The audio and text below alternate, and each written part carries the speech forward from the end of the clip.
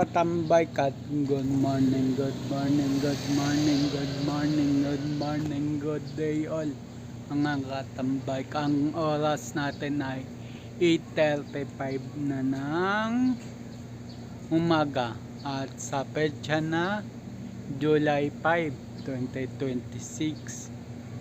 So yun mga katambay, happy Sunday po sa atin lahat. Nandito po sa church ngayon.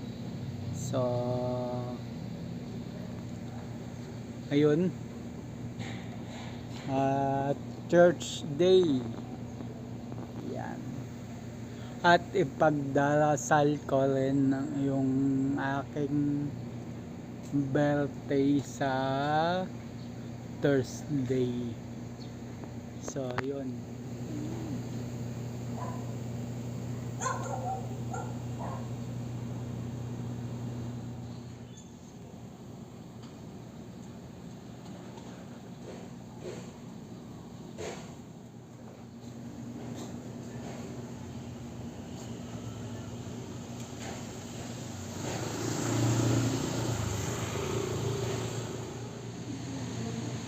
Kasama ko yun.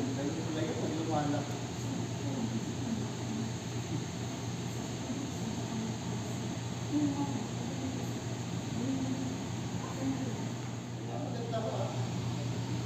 Kasi akala naglalaban na? Ano yun sa very good ba na? Ano nilalaban mo?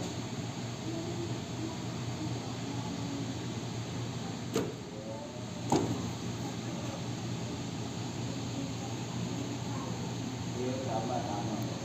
Para ibalik na yun, malaking bagay yun.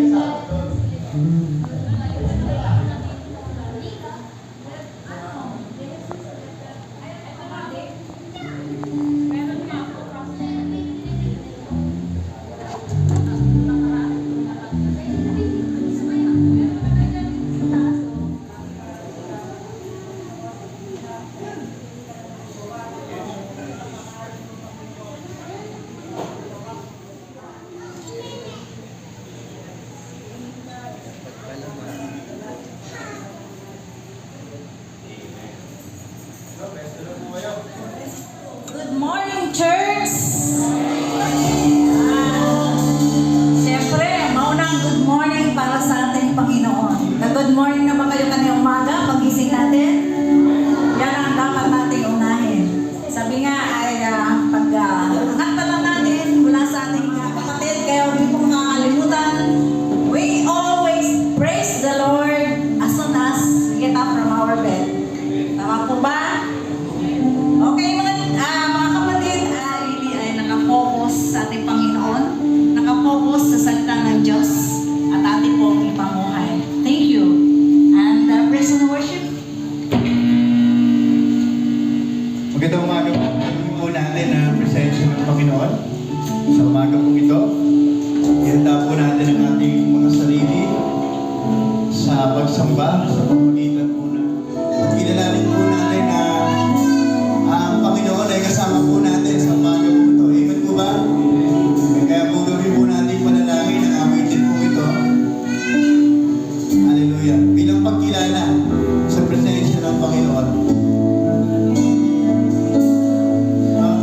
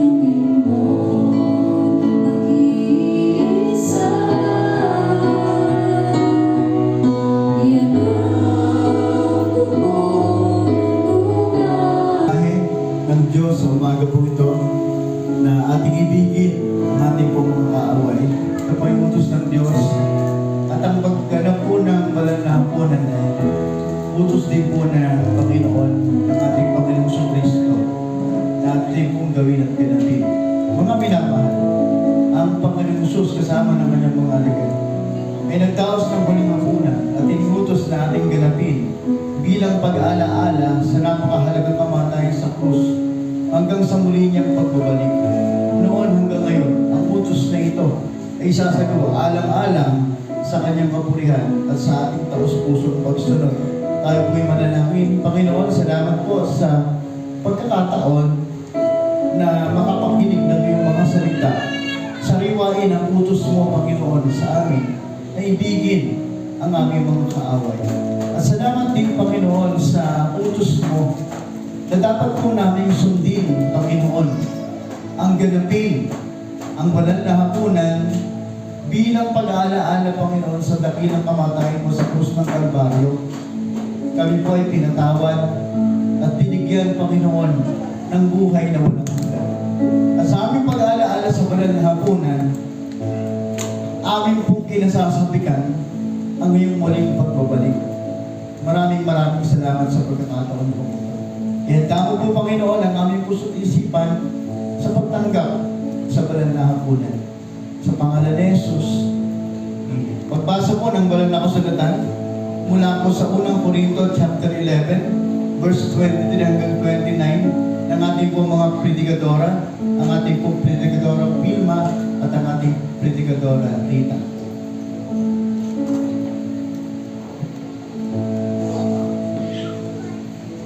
Ito ang aral na tinanggap ko sa Panginoon at binibigay ko naman sa inyo. Ang Panginoong Jesus, nung gabing siya ay pagkanulo ay dumampot ng tinapay, nagpasalamat at pinapira-piraso ito at sinabi, ito ang aking katawan na inihandog para sa inyo. Gawin ninyo ito bilang pag-aalala sa akin. Ganyan din naman, matapos maghapunan ay hinawakan niya ang saro at sinabi, ang sarong ito ay ang bagong tipan na pinagtitibay ng aking dugo. Tuwing iinumin ninyo ito, gawin ninyo bilang pag-aalala sa akin sapagkat tuwing kakain kayo ng tinapay at ito at iinom sa sarang ito ay pinahahayag ninyo ang kamatayan ng Panginoon hanggang sa muli pagparito niya.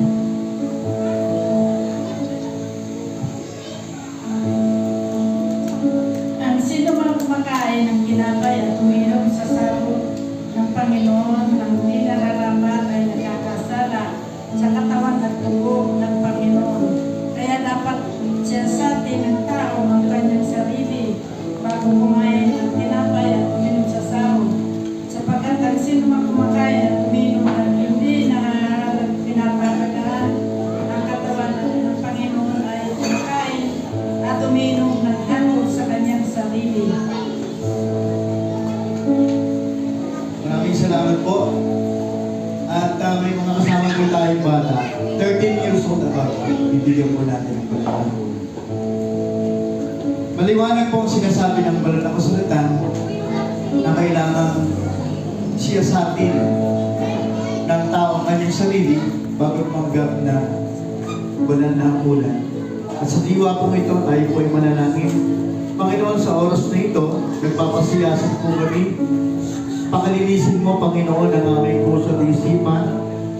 Kung meron kang nakikita karumihan kasalanan sa amin, mga kasalanan nagawa namin, sinasadya mo po hindi, nasabi at naisip, humingi po kami ng tawad sa iyo upang maging karapat-dapat sa pagtanggap sa banal na hapunan. Salamat po sa pangalan ni Jesus.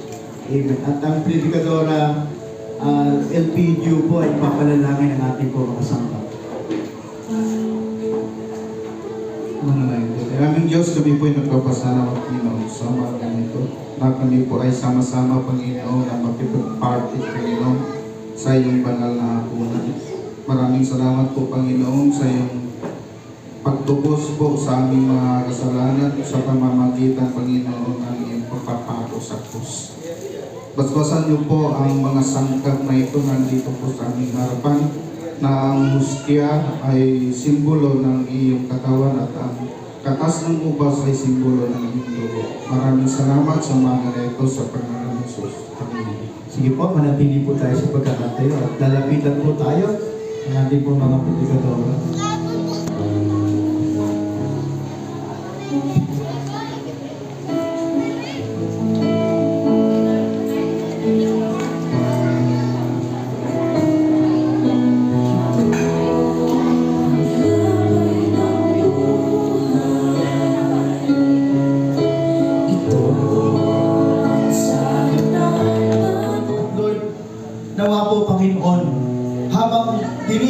po namin ang iyong muling pagbabalik. Masumpungan mo kaming tapat na mga estudyante, tapat na mga magulang, tapat na mga empleyado at empleyada, tapat na mga negosyante sa iyong harapan. Maraming salamat. Tulungan mo po kami, Panginoon, na makapamuhay ayon sa iyong kalooban hanggang sa iyong muling pagbabalik. Sa pangalan ni Jesus, Amen. Sige po, lilikuin po ng mga kapatid po natin ng kupita. Sikapin po natin maibigay. Kasi po, gumugulong po minsan mo diyan. Nakamataas na magpapasalamat. Nakarapat dapat mong ibalik sa Panginoon. Wala po tayong pwedeng uling anuman. Ano po? Hallelujah. Yes, so God.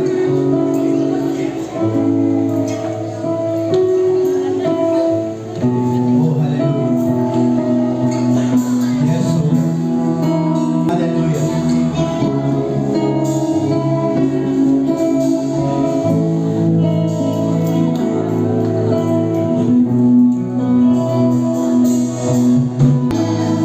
Ipo, tayo po ay manalangin. Panginoon, sa oras na ito, muli po ay tinataas ka namin, pinupuri ka namin, dinadakila namin ang iyong pangalan.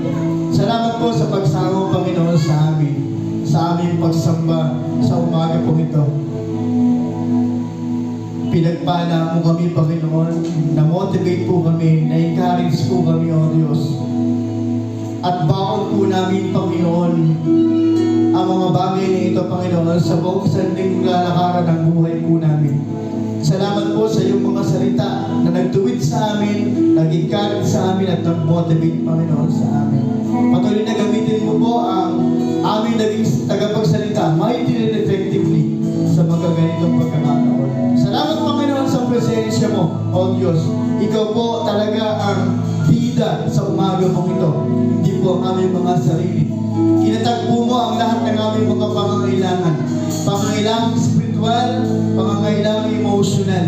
At dalangin ko, Panginoon, ang mga kapatid ko na may mga kahilingan, O Diyos, para nasa po ang katugunan sa kanilang po mga kahilingan. O God, maraming salamat, Panginoon. Ingatan mo po ang buong isang ligang lalakaran ng buhay ng mga kapatid ko. At ibalik mo kami, Panginoon, sa darating na linggo, nagdamuhay at kalakasan, magpapalang biyaya ng nagagaling, Panginoon, sa iyo. Sa paggagawad ng paspas ng iyong lingkod, ipadaloy sa mga kapatid ng pagpapala. Mga kapatid ko, pagpalain nga kayo ng Panginoon. Ingatan kayong mabag sa inyo. Iligam ng Diyos ang kanyang mukha sa inyo at magkaroon kayo ng kapayapaan.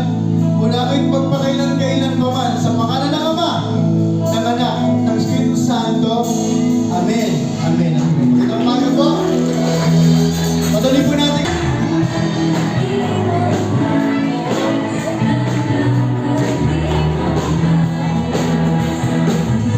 So yun mga katambay, kat yun tapos na ang aming church.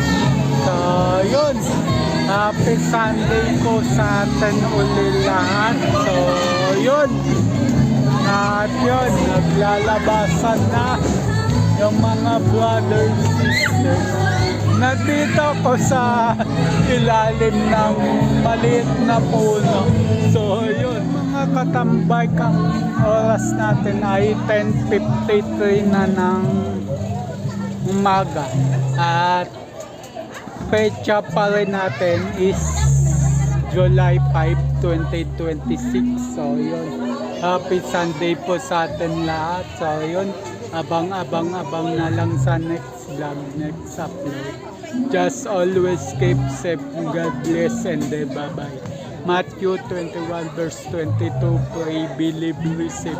At Luke 18 verse 1, always pray and never give up. Yung sa Luke 18 verse 1, always pray and never give up. Lagi ka magdasal at huwag kalimutan magdasal. At kahit anuman uno sa pagsubok sa buhay, wag na wag susukuan, laban lang at iwas sa mga negative vibes. So ayun at bye-bye. Happy Sunday po ulit.